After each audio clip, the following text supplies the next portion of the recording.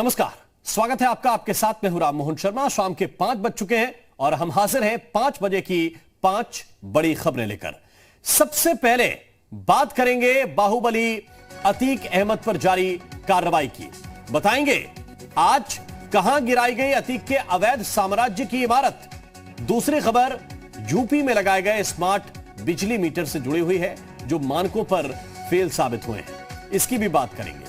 CM योगी के film city से जुड़े ऐलान की भी बात होगी। उत्तर प्रदेश में खूबसूरत फिल्म सिटी बनाई जाएगी, लेकिन कहां पर बनेगी यह आपको बताएंगे। चौथी खबर रोजगार से जुड़ी हुई है। सीएम योगी आदित्यनाथ ने भर्ती प्रक्रियाओं को जल्द से जल्द पूरा करने के निर्देश दे दिए हैं। और आखिर में बात होगी नेता प्रतिपक्ष इंदिरा हृदय के कोरोना संक्रमित होने के बाद अस्पतालों में सुविधाओं को लेकर शुरू हुई सियासत की। लेकिन सबसे पहले बात उत्तर प्रदेश में माफियाओं के खिलाफ सरकार का एक्शन लगातार जारी है। अहमदाबाद जेल में बंद माफिया और पूर्व सांसद अतीक अहमद की अवैध और बेनामी संपत्तियों पर आरी बुलडोजर चला है। प्रयागराज में अतीक अहमद के करीबी मोहम्मद जैद के बंगले को आज सरकारी अमले ने तोड़ दिया। मोहम्मद जैद अतीक अहमद का शार्प शूटर भी है। सरकारी अमले ने आधा दर्जन बुलडोजर और जेसीबी की मदद से पूरे अवैध कब्जे को तोड़ा है। हालांकि अतीक के रिश्तेदारों ने इस कार्रवाई को गलत बताते हुए कहा कि उन्हें अतीक अहमद का रिश्तेदार होने की सजा दी जा रही है। लेकिन किस तरह जमींदोज हो गया यह बंगला, यह तस्वीर आप देखिए।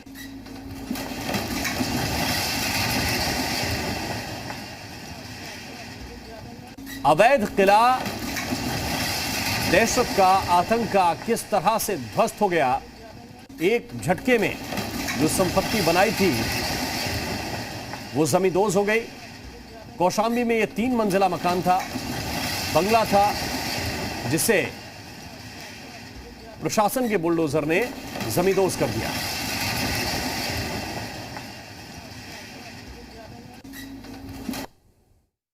इस कार्रवाई की सिर्फ और सिर्फ एक वजह है कि मेरी बहन की शादी एक्स एमएलए अशरफ से हुई थी, जिसकी वजह से ये कार्रवाई हो रही है। और इस कार्रवाई में हम लोगों को ना कोई इन्फॉर्मेशन दी गई, ना कोई नोटिस दी गई और न इसके बारे में हम लोग को कोई मालूमात थी।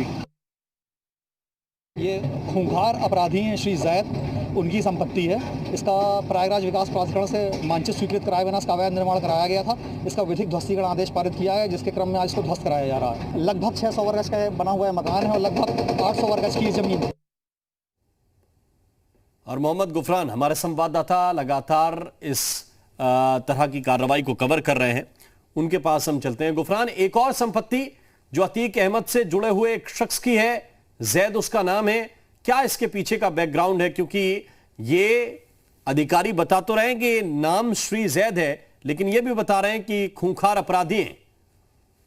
बिल्कुल, देखिए ये जो जैद है, पुलिस अधिकारियों की माने, प्रशासनिक अधिकारियों की माने तो अतीक अहमद गैंग का शूटर है, साथी शूटर है और अतीक गिरोह के लिए लंबे समय से ये काम कर रहा है। और ये जो संपत्ति जिस पर आज बुलडोजर जला करके ढहाई गई है, ये संपत्ति अवैध निर्माण, अवैध तरीके से इसका निर्माण कराया गया था।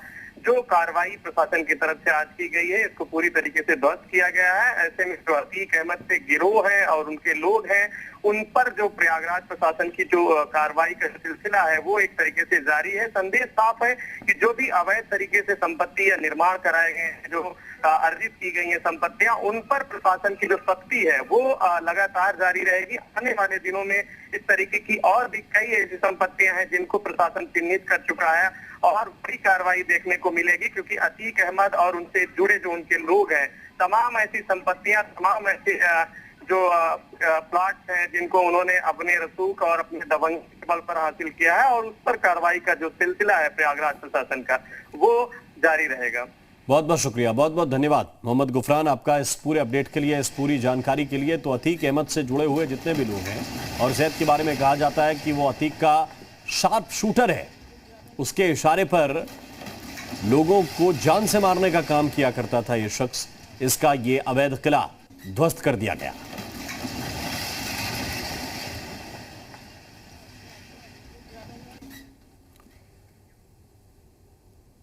उधर गाजियाबाद के नंदग्राम इलाके में भी अतिक्रमण पर प्रशासन ने कार्रवाई की है। हालांकि इस दौरान नगर निगम की टीम को विरोध का सामना भी करना पड़ा। कई महिलाओं ने अतिक्रमण हटाने का विरोध किया। नगर निगम के अधिकारियों के मुताबिक 100 से ज्यादा अवैध मकानों को नगर निगम की जमीन पर बनाया गया था, जिनको कब्जा मुक्त करने के लिए यहां पर टीम पहुंची है। लेकिन इस दौरान लोगों के विरोध का सामना भी इस टीम को करना पड़ा।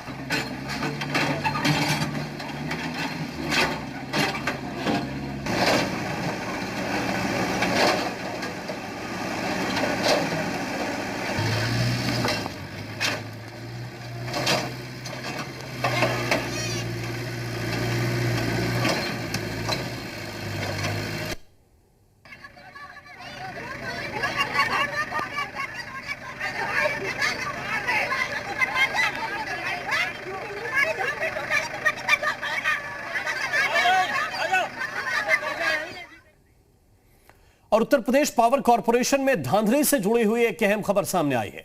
दरअसल यूपी में लगाए गए स्मार्ट मीटर जांच में फेल हो गए हैं। स्मार्ट मीटर सबसे अहम मानक पर ही फेल हो गए हैं। दरअसल पिछले दिनों लोड जंपिंग की शिकायत के बाद स्मार्ट मीटर जांच के लिए सेंट्रल पावर रिसर्च इंस्टीट्यूट यानी कि CPRI नोएडा भेजे गए थे। यहां पर जांच के बाद मुख्य मानक में ही इन मीटर्स को फेल पाया गया। दरअसल 9 महीने पहले स्मार्ट मीटर की गुणवत्ता में खामी की रिपोर्ट भेजी जा चुकी थी, लेकिन इस रिपोर्ट को अधिकारियों ने दबा दिया और कोई एक्शन भी नहीं लिया।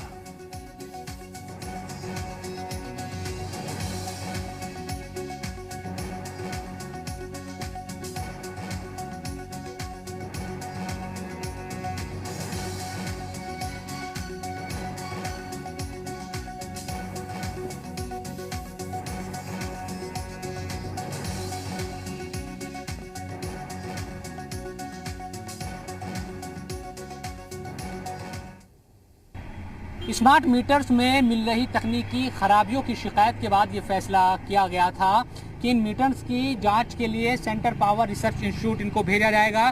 यानी भार जंपिंग मामले में जांच के लिए सेंटर पावर रिसर्च इंस्टीट्यूट जो भेजे गए थे स्मार्ट मीटर, वो मानकों पर खरे नहीं उतरे हैं।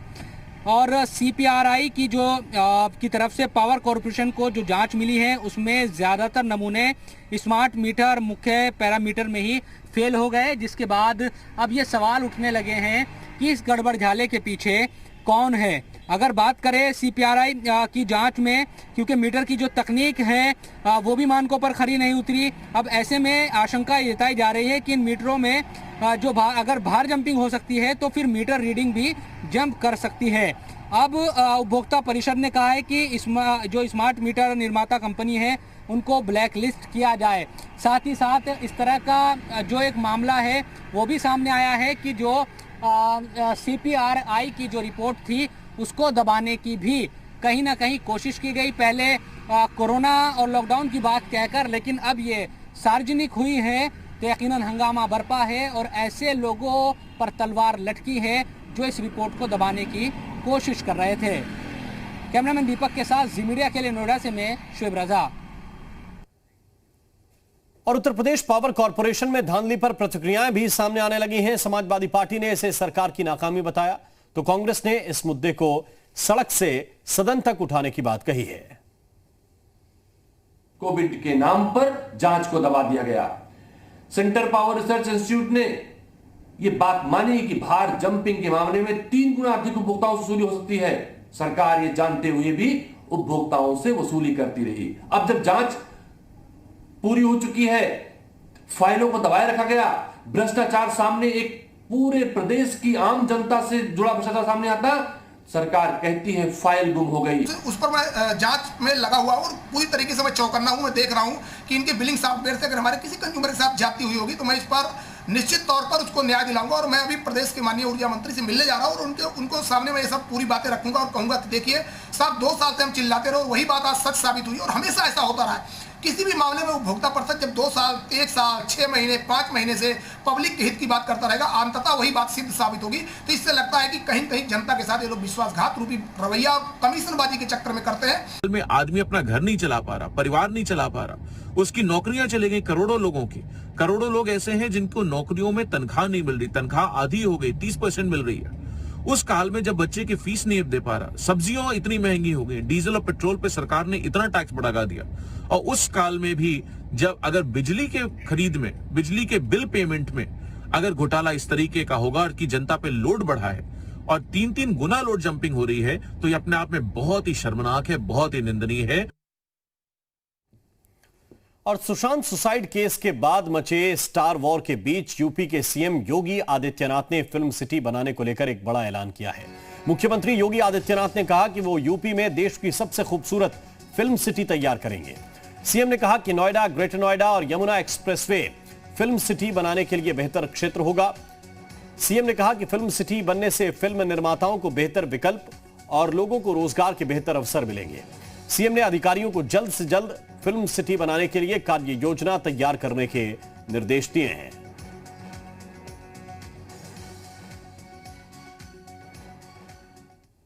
भूमि की उपलब्धता तथा उसके संबंध में एक समेकित प्रस्ताव शासन को भेजा जाना है। कोई स्पेसिफिक प्रस्ताव अभी प्राधिकरण को अलग से नहीं मिला है, लेकिन ये तय किया गया है कि सभी लोग अपने अपने प्रस्ताव भेजेंगे कि उनके पास उपलब्धता कहाँ है और क्या क्या एग्जिस्टिंग इंफ्रास्ट्रक्चर है। उसके आधार पे ही जो प्रस्ताव होंगे या जो कंपनियां होंगी वो अपना निश्चय करेंगी तथा डिस्कशन करके इस संबंध में आगे बढ़ेंगे। पहले सुशांत की मौत और उसके बाद ड्रग्स विवाद से ही बॉलीवुड सुर्खियों में है। अब उत्तर प्रदेश के मुख्यमंत्री योगी आदित्यनाथ ने ऐलान किया है कि जल्दी ही उत्तर प्रदेश में एक खूबसूरत और बहुत बड़ी फिल्म सिटी बनने जा रही है। इसके लिए बाकायदा कल अधिकारियों को निर्देश दिए गए हैं कि नोएडा, ग्रेटर नोएडा और यमुना एक्सप्रेसवे पर एक ज़मीन भी तलाशी जाए। आप देख रहे हैं कि पिछले कुछ सालों में जो उत्तर प्रदेश या बिहार की पृष्ठभूमि वाली जो फिल्में हैं उनके आने का सिलसिला तेज़ी से बढ़ा है। कई जो सीरीज़ है वो भी इन पृष्ठभूमि से सामने आ रही है। उत्तर प्रदेश के ग्रामीण इलाकों के को लेकर फिल्में बन रही है। उसके बाद मुख्यमंत्री का जो ऐलान है उसके बाद से ही फिल्म जो एक्टर है, चाहे कंगना हो या रवि किशन हो, दूसरे भी जो एक्टर है वो मुख्यमंत्री के इस फैसले का स्वागत करते नजर आ रहे हैं। और अब लोग ये उम्मीद कर रहे हैं कि आने वाले कुछ दिनों के बाद ही जगह तलाश ली जाएगी और जो एक फिल्म सिटी बनाने का सपना मुख्यमंत्री योगी आदित्यनाथ ने देखा है उस पर जल्दी ही काम शुरू हो जाएगा। कैमरामैन दीपक के साथ जी मीडिया के लिए नोएडा से मैं शुएब रजा। और सीएम योगी के उत्तर प्रदेश में फिल्म सिटी बनाने के ऐलान का बीजेपी सांसद मनोज तिवारी ने स्वागत किया है। उन्होंने कहा कि यूपी सरकार का यह एक बड़ा कदम है।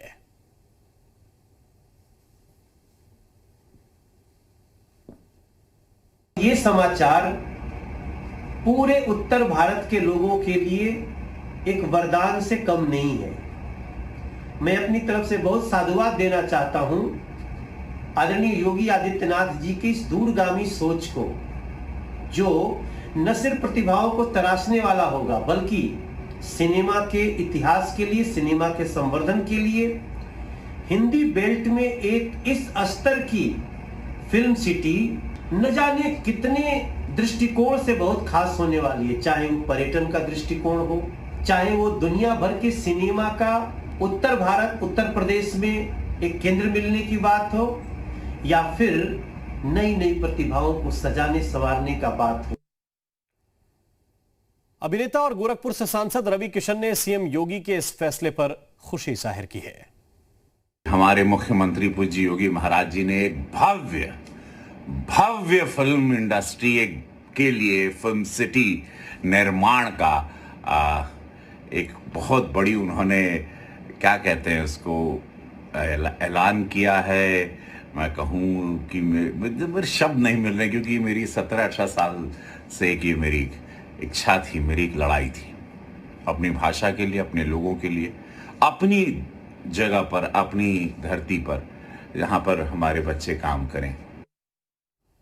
और यूपी में फिल्म सिटी बनाने के फैसले पर कंगना रनौत की प्रतिक्रिया भी आई। सीएम योगी के इस फैसले की उन्होंने सराहना की है। लिखा कि मैं मुख्यमंत्री के इस फैसले की सराहना करती हूं।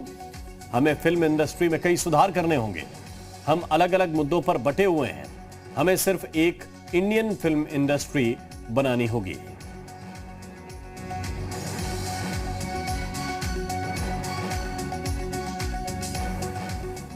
और यूपी में सबसे बड़ी फिल्म सिटी बनाने के सीएम योगी के फैसले पर बॉलीवुड कलाकारों ने खुशी जताई। एक तरफ जहां अभिनेत्री कंगना रनौत ने ट्वीट कर सीएम योगी को बधाई दी, तो वहीं भजन गायक अनूप जलोटा ने मुख्यमंत्री योगी आदित्यनाथ को बधाई दी है। उन्होंने कहा कि यूपी के टैलेंट की वजह से मुंबई की फिल्म इंडस्ट्री चमक रही है। अब उत्तर प्रदेश में ही फिल्म सिटी बनेगी तो यूपी भी चमकेगा।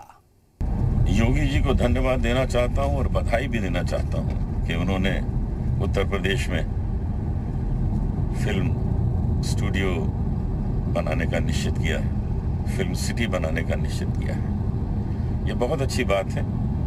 उत्तर प्रदेश ने कितना ही योगदान दिया है फिल्म इंडस्ट्री में, कितने ही लोगों के कारण आज फिल्म इंडस्ट्री चमक रही है, वो उत्तर प्रदेश की ही है। तो मैं इसके लिए बहुत खुश हूं। और यूपी में देश की सबसे खूबसूरत फिल्म सिटी बनाने के ऐलान पर अभिनेता राजू श्रीवास्तव ने सीएम योगी का आभार जताया। उन्होंने खुशी जाहिर करते हुए कहा कि ये सरकार का बेहतरीन फैसला है, अब लोगों को बाहर जाने की कोई जरूरत नहीं है। ओ बल्ले बल्ले बल्ले दोस्तों, आज मैं बहुत खुश हूं।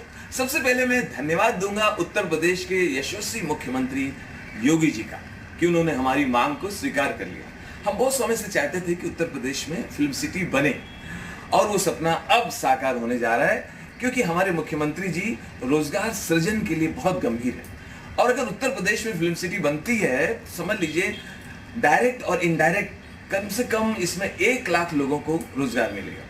और बड़ा अच्छा लगेगा जब हमारे लोग यहीं पर काम करेंगे, अपने प्रदेश में काम करेंगे। हमारे कलाकार, हमारे प्रोड्यूसर, टेक्नीशियन, म्यूजिशियंस, सिंगर्स, ये मुंबई में जाके इनको भटकना पड़ता है, भूखे रहना पड़ता है अपना घर छोड़ के। तो अब उत्तर प्रदेश में इनको काम मिल जाए, हमारा सपना साकार हो रहा है। और यही वो वक्त है जब हम बॉलीवुड को उत्तर प्रदेश में ले आए। और यहां वक्त एक छोटे से ब्रेक का, हम तुरंत हाजिर होते हैं।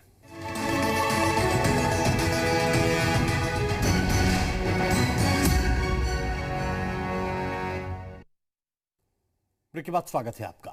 सीएम योगी आदित्यनाथ ने भर्ती प्रक्रियाओं को जल्द से जल्द पूरा करने के निर्देश दिए हैं। सीएम योगी आदित्यनाथ ने 31,661 सहायक अध्यापकों की भर्ती प्रक्रिया 1 हफ्ते में पूरी करने के निर्देश दिए। सीएम योगी आदित्यनाथ ने कहा कि सरकार युवाओं को रोजगार देने के लिए संकल्पित है। कोर्ट के अनुसार भर्ती प्रक्रिया पूरी की जाएगी।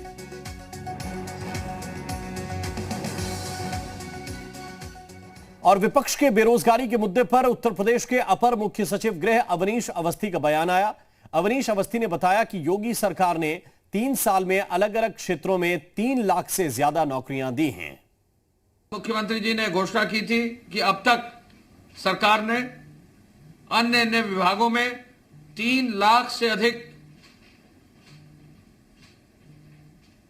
अभ्यर्थियों को चयनित करके विभिन्न विभागों में पदों पर पदासीन किया है। और उत्तराखंड में नेता प्रतिपक्ष इंदिरा हृदयेश कोरोना पॉजिटिव हो गई हैं, जिसके बाद उन्हें इलाज के लिए देहरादून में एक प्राइवेट अस्पताल में भर्ती करवाया गया। इससे पहले हल्द्वानी में इंदिरा हृदयेश का रैपिड एंटीजन टेस्ट नेगेटिव आया था, लेकिन आरटी-पीसीआर टेस्ट में संक्रमण की पुष्टि हुई है। वहीं कल हल्द्वानी के सुशीला तिवारी अस्पताल में इंदिरा हृदयेश को भर्ती कराया गया था, लेकिन परिजनों ने अस्पताल में सुविधाओं को खराब बताकर उन्हें डिस्चार्ज करा लिया, जिसके बाद उन्हें बेहतर इलाज के लिए देहरादून भेजा गया। इस दौरान नेता प्रतिपक्ष इंदिरा हृदयेश ने कहा कि वो ठीक महसूस कर रही हैं, वो जल्द ही ठीक होकर वापस अपनी विधानसभा आएंगी। सिटी मजिस्ट्रेट ने बताया कि उन्हें हेलीकॉप्टर से देहरादून भेजा गया है। इससे पहले भी सुशीला तिवारी अस्पताल में स्वास्थ्य सुविधाओं में खामी मिली थी। अब सवाल ये उठ रहा है कि अगर माननीयों को इलाज के लिए इतना परेशान होना पड़ रहा है तो हल्द्वानी के आम लोगों का हाल क्या होगा। और इसी के साथ इस बुलेटिन में अभी के लिए बस इतना ही।